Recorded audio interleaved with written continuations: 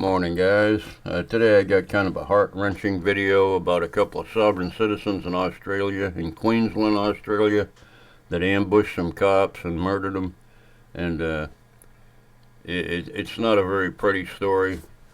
If you've ever wondered why First Amendment auditors don't call themselves sovereign citizens, this news clip is exactly why they don't want to be affiliated with this group, even though they believe exactly the same thing, say the exact same things that sovereign citizens say. But no, they want to be First Amendment auditors fighting for our rights to be free. It's just ridiculous. They're not fooling anybody. But anyway, let's get on with the video. Good evening. As hearts break for two young police officers and an innocent neighbour murdered in cold blood in an ambush and shootout in Queensland, disturbing details are emerging about the armed trio who killed them.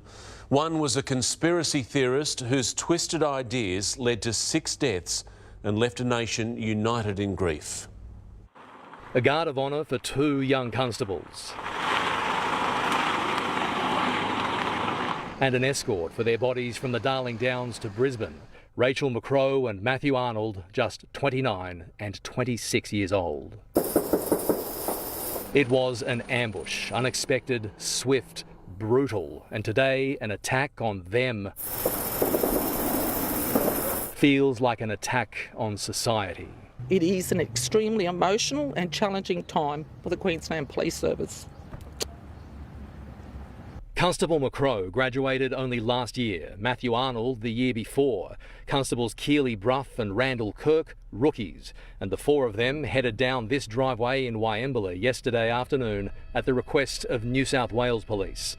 They were looking for Nathaniel Train. Their missing person was inside with brother Gareth and his partner Stacey, dressed in fatigues, all armed with rifles and shotguns and willing to use them. In my opinion, those officers did not stand a chance. The fact that 2 got out alive is a miracle. Police watched and heard their colleagues being murdered before their killers were killed. We believe PLI-2 may be discharging rounds. Shots fired. Here's the PLI-2 is attempting to reload.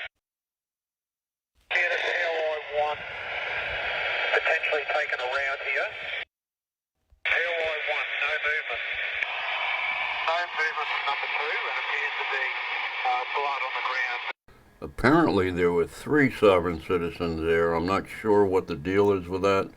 They said 3 in the beginning of this thing. I only know about the 2, and one used to be a school principal. So you got to wonder what twisted his mind to go in the sovereign citizen movement thing. It's just hard to imagine. These were 2 kids, and as far as I'm concerned, they're just 2 young kids in their 20s and early 30s maybe, and they just got mowed down, ambushed for absolutely no reason. Some psychotic idiot in their stupid belief system. It's mind-boggling. It's mind-boggling that people go to this length. I just don't know what to say. So why? There are no firearms registered to this address, no police intelligence suggesting anything like this could happen, and a look at the killer's background is at the same time dark but also baffling. Nathaniel Train was a school principal. He taught at Walgett in northern New South Wales and Cairns. Stacey was a guidance counsellor in a relationship with both Nathaniel and Gareth, police believe. Their father was a Christian pastor for almost 3 decades. I've lost 2 children.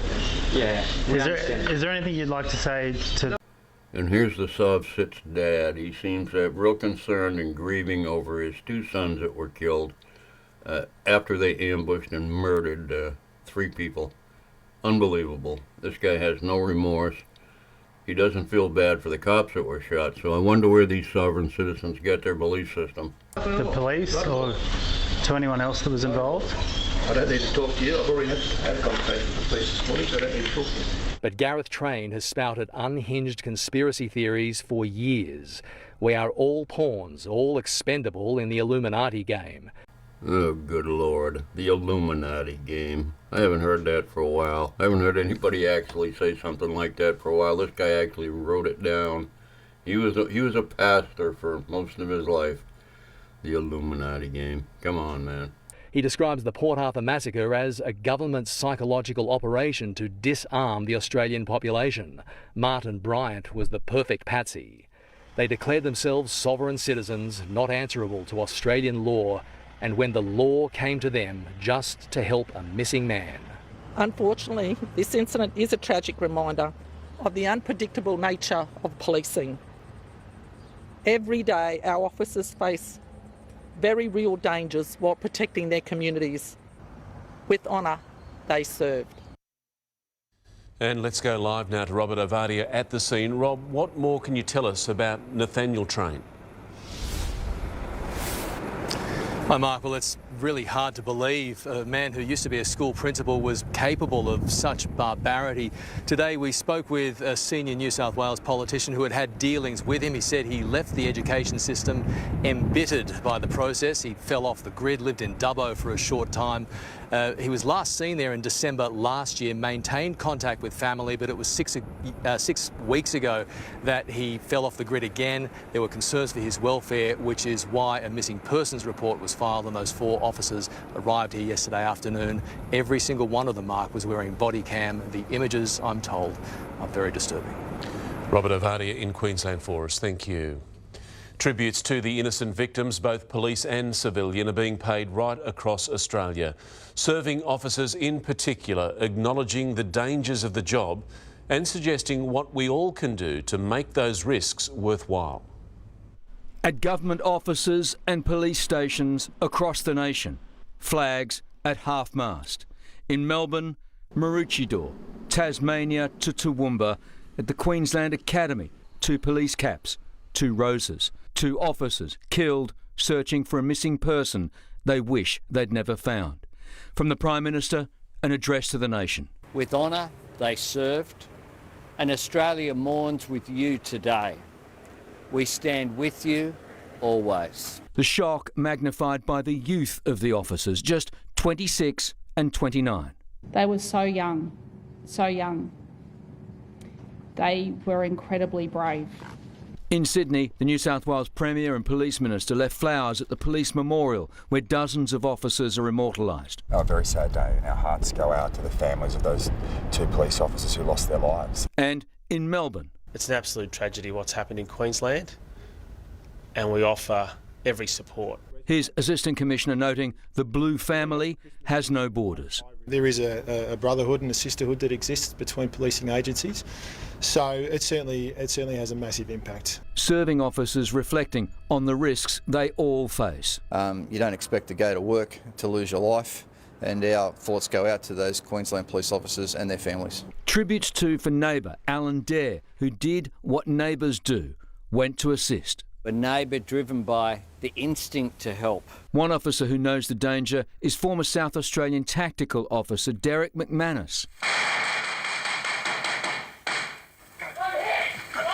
Shot 14 times as he served an arrest warrant in 1994. Every day on the job, whether it's your first day, your 10th year, your 40th year, this sort of thing could happen on any job at all. Feeling not just for the victims and their families, but colleagues facing thoughts of mortality and survivor guilt. They'll be feeling like that should have been me.